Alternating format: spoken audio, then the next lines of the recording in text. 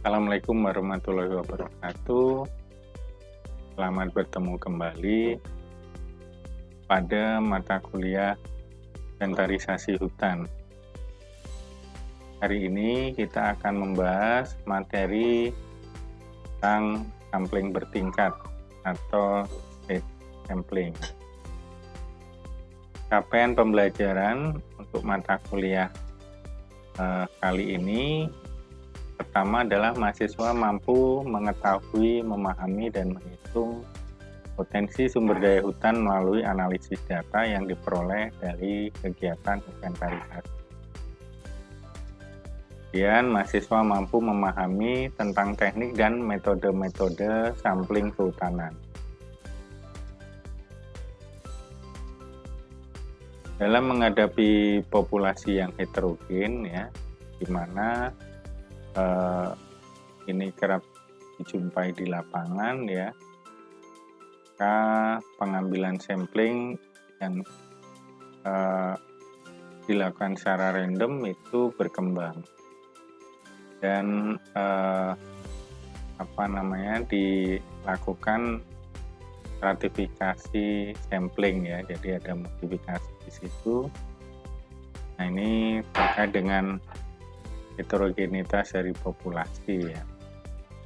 Kita tahu pada pertemuan sebelumnya, ya, terkait stratifikasi sampling itu punya maksud untuk menekan jumlah sampel yang harus diukur, di mana karena sudah dibagi-bagi dalam strata yang lebih homogen, itu harapannya bisa lebih sedikit sampel yang diambil, tetapi dengan tingkat kecermatan yang kita inginkan, ya, bisa tercapai.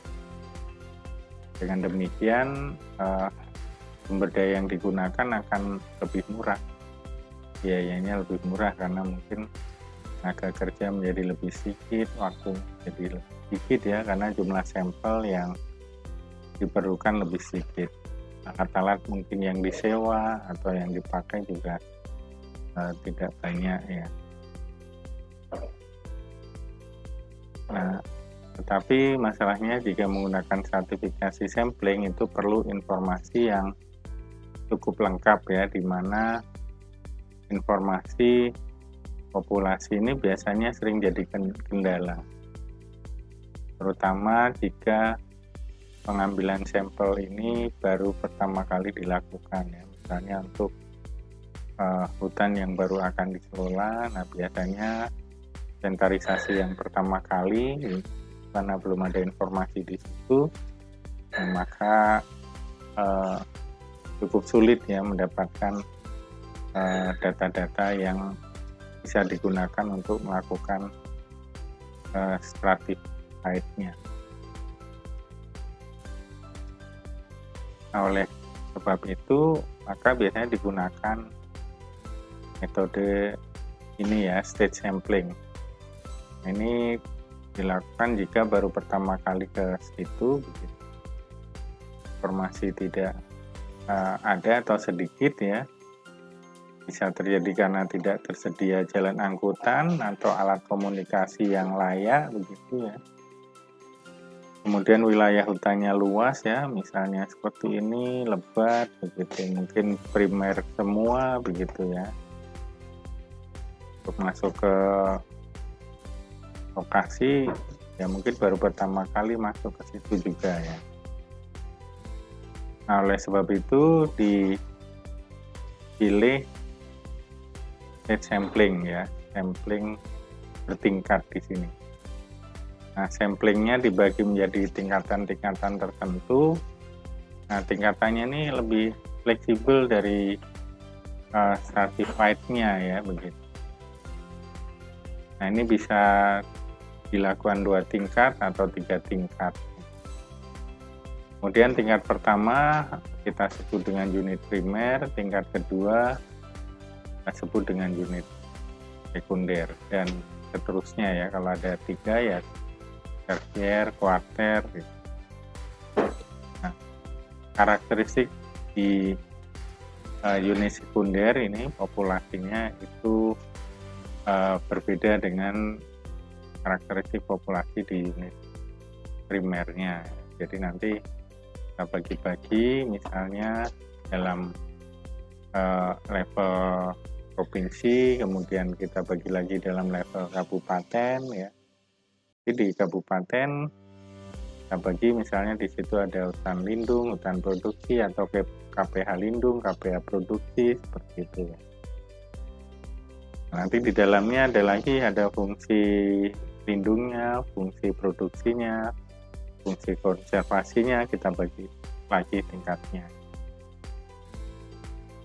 Nah, di sini saya menggunakan contoh dari bukunya Prof. Esanu Simon ya, almarhum, yaitu buku pada buku inventory hutan ya, di mana diketahui ada populasi ya, sebuah populasi hutan tropis primer di Kaltim nih dengan luas area 40 hektar ya, di mana ukurannya adalah 400 kali 1000 meter. Jadi 400.000 meter atau 40 hektar ya, meter persegi atau hektar. Kemudian kalau kita lihat di situ ya ada dari 40 unit tadi ya, dibagi 40 hektar tadi dibagi menjadi 40 unit primer pada tingkat pertama atau M besar ya, masing-masing luasnya 1 hektar. Jadi kolom 1 baris 1 begitu, yang dimana baris 1 itu terdiri dari 5 ya. Baris 2 kolom 1 terdiri dari baris 1 terdiri dari 5, baris 2 5, 3 5 dan 4 itu juga 5. Jadi 10 kali 4 ada 40 unit primer, kemudian unit primernya dibagi lagi menjadi 5 unit sekunder ya. Ukurannya adalah 0,2 hektar, yaitu 20 meter kali 100 meter. Nah, kalau kita gambarkan seperti ini ya, dalam 1 unit primer yaitu kolom 1 baris 1 ada 5 unit sekunder. Demikian untuk unit primer 2 itu ada 5 unit sekunder dan seterusnya hingga ada unit primer ke-40 ya. Jadi kolom 10 baris keempat, nah itu ada 5 unit sekunder. Kemudian dari unit primer itu kita pilih sampel ya, dilakukan secara random. Jadi dari 40 itu misalnya ada 10 unit yang jadi sampel. Jadi M kecilnya 10 ya, kita lihat di situ ada 10, 1, 2, 3, sampai 10 ya. Kemudian di dalam unit primer ada unit sekunder, dari 5 unit sekunder itu dipilih 2 masing-masing ya. N kecilnya 2, kalau yang unit primernya M kecilnya 10 ya. Oke, kemudian kita ambil datanya ya, seperti ada di tabel di samping ini ya.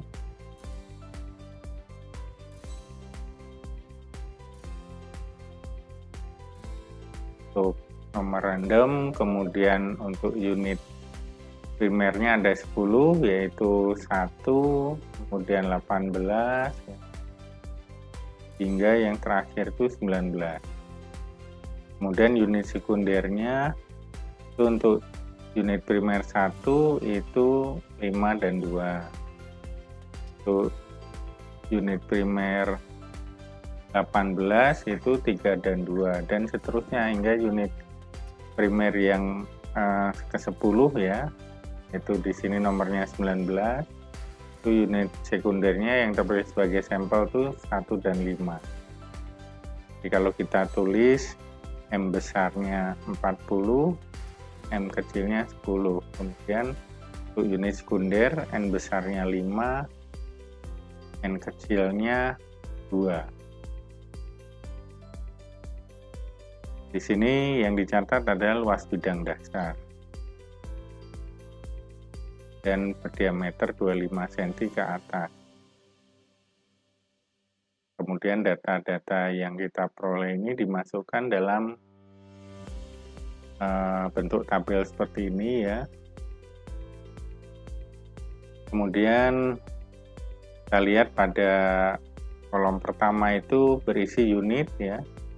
Unit primernya yang terambil sebagai sampel, kemudian pada kolom kedua itu data-data pada unit sekunder yang terambil sebagai sampel ya. Nah, kemudian kita jumlahkan tiap unit primer itu berapa jumlah hasil data itu ya. Nah, kemudian kita jumlah seluruhnya. Kemudian kita kuadratkan dulu ya, jumlahnya kita kuadratkan ya.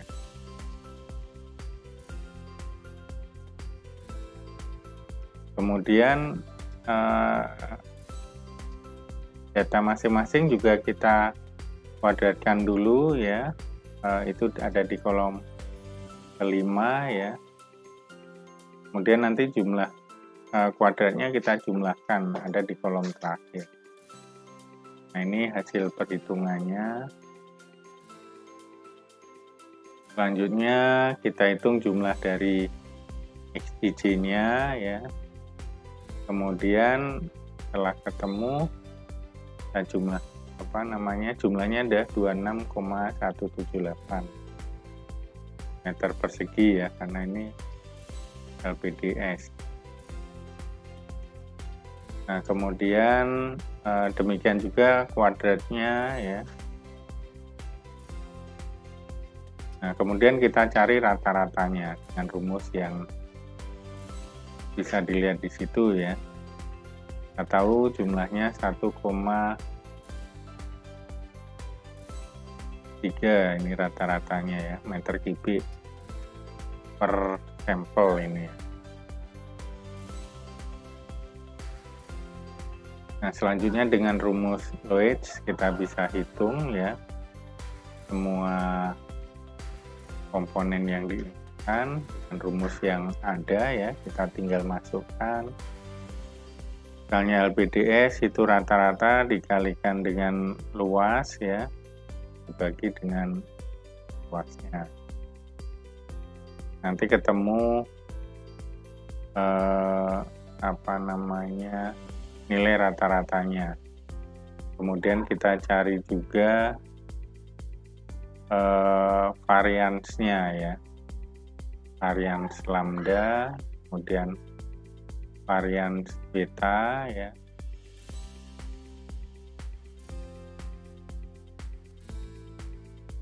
Sudah ada rumusnya ya. Selanjutnya kita cari varian dari nilai rata-ratanya.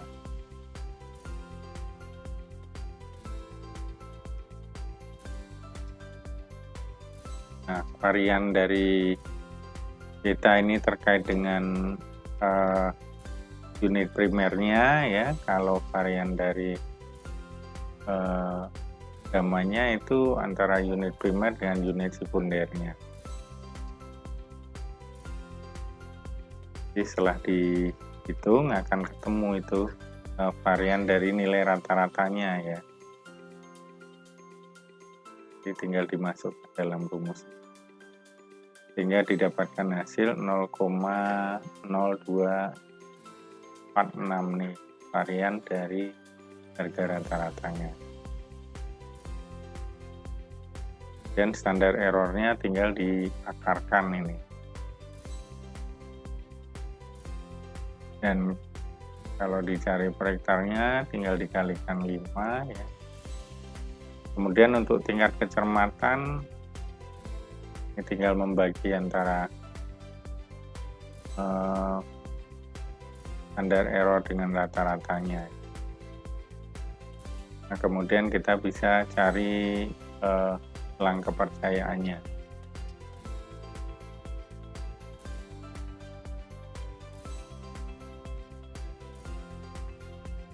Dan kita bisa uji heterogenitasnya ya.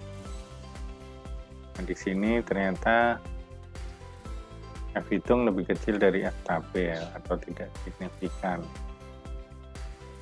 Jadi keadaan populasinya itu tidak heterogen tetapi homogen ya. Kalau dilihat dari persebaran LPDS-nya. Oke, mungkin ini yang bisa sampaikan hari ini. Kita akan ketemu lagi minggu depan ya, dalam materi yang berbeda. Oke, semoga selalu jaga kesehatan ya.